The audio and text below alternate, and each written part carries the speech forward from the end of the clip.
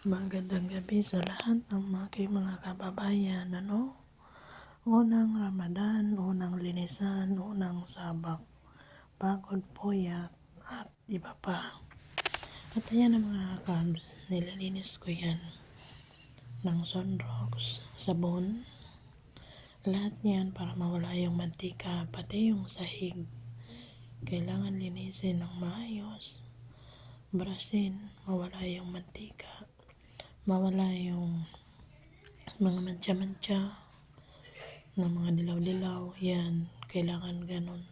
Pagkatapos ko niyan magsabon, balawan ko ng tubig na nilalagyan ko ng Dettol na mabango, kaya yung mga bula na yan, malulusaw na lang yan sa Dettol.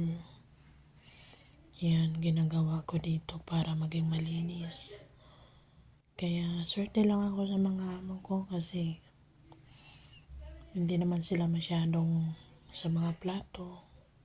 Wala masyadong hugasin na plato, kundi lahat mga disposable pag kumakain. Kaya hindi masyadong pagod. Hindi masyadong madaming trabaho. Mas gusto ko pag ganitong araw ng kanilang Ramadan, madaming pahinga kaysa sa trabaho.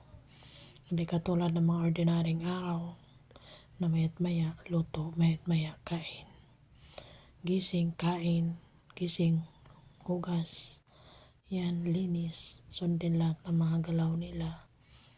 Kasi uubod ng mga tamad mga kabs. Bye bye.